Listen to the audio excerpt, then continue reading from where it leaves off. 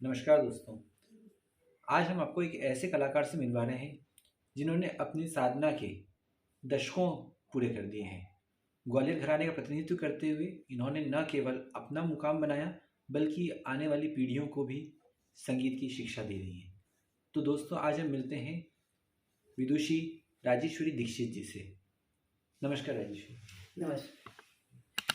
आपकी संगीत साधना को लेकर हम जानना चाहते हैं कि आपका एक उद्देश्य है कि इस जन्म में मैं साधना कर रही हूँ, गायिका अगले जन्म में बनूंगी। तो साधना की शुरुआत कैसे हुई, किससे प्रभावित होकर हुई? साधना की शुरुआत तो पिताजी से ही, क्योंकि वो हमको प्रोग्राम्स में ले जाते थे और उनकी इच्छा थी कि मैं गाना गाऊं, तो उनसे इंस्पायर होके मैंने अपना गाना चालू किया। कि उस समय जो परिस्थितियाँ थी, जिस उम्र में आपने सीखना शुरू करा था, तो क्या था, कितनी सुविधाएं थी, कितना अभाव था, और उस अभाव या सुविधा को कैसे आपने लिया? सुविधा तो कोई नहीं थी, सारा अभाव ही था, परंतु पिताजी ने तानपुरा ला के मुझे बहुत उत्साहित किया और मैं रियाज की तरफ ज़्यादा मुड़ गई। क्या रियाज का कितना उस समय रियाज होता था? गुरु किस तरह से आपको मिले और उनका मार्गदर्शन कैसे आपके जीवन में एक बड़े बदलाव की ओर ले गया? ये ऐसा हुआ कि जैसे हम सुनने तो बहुत जाते थे, वहाँ से लिख के लाते थे और घर आने के बाद उसका रियाज़ करना, क्योंकि रात को देर रात तक महफ़िलें चलती थी और सुन के आते थे हम, और दूसरे दिन 4 बजे तो उठना ही था, क्योंकि उस समय कोई घर में कोई हलचल नहीं रहती थी, तो रियाज़ करने में बहुत आसानी होती थी। तो सुबह उठ के और उसको फिर अपने को बरताना। करीब 7 दशक हो चुके हैं, 70 साल हो चुके हैं आपकी साधना को। तो इसमें सफ़र में हम जानना चाहते हैं कि क्या एक बड़े बदलाव या कौन से ऐसे पड़ाव आपके सामने आए जिसने जो आपके लिए मील का पत्थर साबित हुए, आपकी पहचान एक घरेलू लड़की से एक प्रोफेशनल सिंगर के रूप में कराई? इसमें मैं हमारी जो छोटी-मोटी बैठकें होती थी घर में, उसको श्रेय दूँगी मैं, क्योंकि आजकल स्टेज पे आने के बाद जो बच्चे चाहते हैं कि हमको शुरू किया, हमको स्टेज मिले, तो वो मेरे साथ नहीं हुआ। हम लोग एक 8-10 लोग थे कि जो सब संगीत से जुड़े हुए थे और सब गाते थे। तो हमारी हर संडे एक बैठक होती थी। वो चाहे वो सुनने वाले हो, वो बोल देते थे कि आज हमारे यहाँ बैठना है। तो ऐसा हमको ऑडियंस भी मिला और अपना स्टेज भी मिला और अपना रियाज़ अपन ने आज गाया है, इससे और कल कैसा गाना है, ये इसका मार्गदर्शन भी मैं तो बोलूँगी उसी से मिला। जिस समय आपने संगीत की साधना शुरू करी थी, परिवार में और कौन साधना करता था आपके साथ? कौन रियाज़ करता था?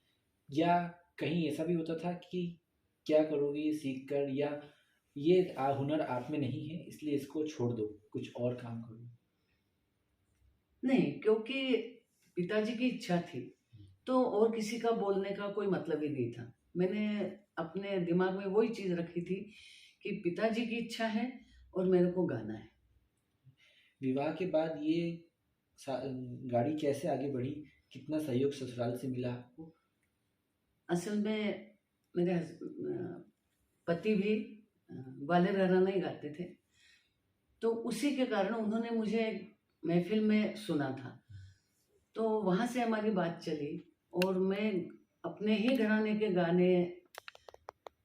में गाने के लिए शादी की उनसे। अच्छा। मतलब ये शादी के बाद पहले होता था कि लड़की देखने आते थे तो गाना सुनते थे, जी। या गाना सुन के लड़की को देखा जी, जी, जी। और फिर शादी हुई। जी। तो ये एक सफ़र थोड़ा आपने अच्छी रुचिकर बात बताई कि पति का सपोर्ट आपको मिला। तो कहते हैं कि आदमी की कामयाबी के पीछे औरत का हाथ होता है, यहाँ हुआ कि महिला की कामयाबी के पीछे पति का हाथ रहा। जी, जी। पर जब परिवार आगे बढ़ा, बच्चे हुए, उस समय और बच्चों का लालन पालन, उनका बड़ा होने तक का वो एक मुश्किल दौर होता है हर महिला के लिए, जी। अपने शौक को कर पाना। उसमें आपने कैसे इसको जारी रखा? ये मैंने तय कर लिया था कि सुबह जब होती है तो अपना जो रियाज़ है वो पूरा करके उसके बाद घर के काम करके खाना बनाना, स्कूल जाना रहता था, जॉब थी मेरी। तो 4 बजे उठ के पहले रियाज कर लेना। मैंने कभी भी उससे कॉम्प्रोमाइज़ नहीं किया कि रियाज पहले हो जाए, फिर दिन भर काम करते रहो। पीछे मुड़कर जब आप देखती हैं इतने सालों का, तो खुद को आप कहाँ पाती हैं, और संगीत की दुनिया में जो बदलाव हुए हैं उसे आप किस तरह से देखती हैं? संगीत में तो कोई बदलाव नहीं हुआ है वैसे, क्योंकि राग वही गाए जाते हैं, वही बड़ा ख्याल गाया जाता है, उसके बाद छोटा ख्याल गाया जाता है। समय का ज़रूर परिवर्तन हुआ है कि पहले हम लोगों को भी जो फ़ायदा हुआ, वो एक राग घंटों गाते थे, तो उतनी देर सुनने को मिलता था, उतनी देर कुछ नोट करना है तो करने को मिलता था। और करीब-करीब मुझे याद है सांगी स्मृति में तो हम 1-2 महफ़िल तो ऐसी है कि सुबह 4 बजे तक चली। तो जितना सुनने को मिला हमको, वो मेरे को लगता है कि अब नहीं मिलता है। क्योंकि 40 मिनट मिलते हैं, उसमें तुमको राग भी बरताना है, उपशास्त्रीय भी गाना है। तो गाने वाला शुरू करता है तो उसको वो दिमाग में रहता है कि 40 मिनट में मेरे को ये क्या करना है और वो क्या करना है। तो गाने के लिए जो एक पूरा लगन जिसको कहते हैं अपन, कि गाने वाला भी खो जाता है, सुनने वाला भी खो जाता है, वो आज ऐसा नहीं होता है। एक का 40 मिनट सुन लिया, फिर दूसरा आ गया, फिर पिछला गया, उसको सुनने को बैठे। तो और एक प्रोग्राम में जो अब ऐसी प्रथा हो गई कि 2-3 तो होना ही चाहिए। उस समय ऐसा नहीं था। मैंने भी सोलो प्रोग्राम पूरे 3-3 घंटे के खुद गाए हैं। तो मतलब ये फ़र्क तो हुआ है। संगीत का जो आनंद ले सकते हैं अपन, और जिसकी ऊर्जा अपने को मिलती है, जो अपने जीवन में काम आती है, उसका ह्रास हुआ है। संगीत को लेकर आपका मानना है कि अभी मैं सीख रही हूँ जी। और कलाकार अगले जन्म में बनूंगी। हाँ जी। ये क्या सोच है? क्योंकि लोग तो देखा ये गया है कि कम उम्र में ही बोलते हम कलाकार बन गए हैं जी। और कई बार तो ये होता है कि 40 साल का युवा है और लिखता है कि पंडित। जी, जी। इसको लेकर आपका क्या कहना है? नहीं, वो अपने मन से पंडित लगा लेना और कहीं गुणी जनों से अपने को पंडित बुलवाना, वो ज़मीन आसमान का फ़र्क है। क्योंकि ऐसा है, अपने आप के लिए तो हर कोई लिख देता है, वो अर्जित की हुई चाहिए, अपने मन से ली हुई नहीं चाहिए। और वो तभी मिलती है जब आप पूरी तरह से तब जाते हो गाने में। तो जो आपका मानना है कि अभी सीख रही हूँ, तो हाँ। ये सीखने का सिलसिला कब तक चलेगा?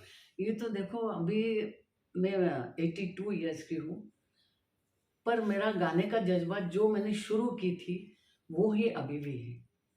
तो मेरे को ऐसा लगता है कि मेरे को अभी बहुत कुछ करना है, अभी बहुत सीखना है, वही भावना अभी भी है मेरे में। अभी तक जितने आपने प्रस्तुतियाँ दी हैं, एकल प्रस्तुतियाँ, उसमें सबसे यादगार पल कौन सा और कब का रहा है?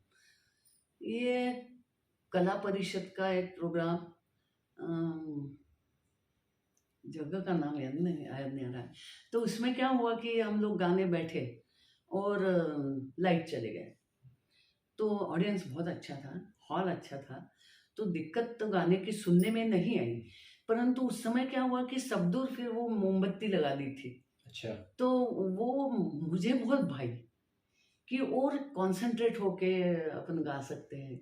वो एक मंदिर जैसा लुक लगा, मतलब खुश थी मैं, और आज भी मैं वो महफ़िल याद करती हूँ। आखिरी सवाल आपका मुझसे ये, मैं आपसे सवाल करना चाह रहा हूँ आखिरी, कि आपके लिए संगीत की परिभाषा या संगीत आपके लिए क्या है? संगीत जीवन है। आज 82 की उम्र में भी जो मेरा गला अभी चलता है, मेरे आवाज़ में कोई फ़र्क नहीं हुआ, मेरा सुर नहीं नीचे हुआ, और उसी उत्साह से मैं गा रही हूँ। तो मुझे यही, इसलिए मुझे ये लगता है कि अभी तो अपने को बहुत करना है, अभी बहुत करना है। क्योंकि अभी देख, बार-बार स्टेज मिलते रहना, उस समय का गाना और अपन घर में जो गाते हैं, रियाज़ करते हैं, उसका ज़मीन आसमान का फ़र्क होता है। क्योंकि अपन घर में रियाज़ करते हैं और स्टेज पे जाके अपना क्रीम अपन लोगों को सुनाते हैं। वो कोई रिपिटेशन नहीं रहता है कि ये जगह अच्छी नहीं आई, तो इसको बार-बार करो, वो रियाज़ रहता है।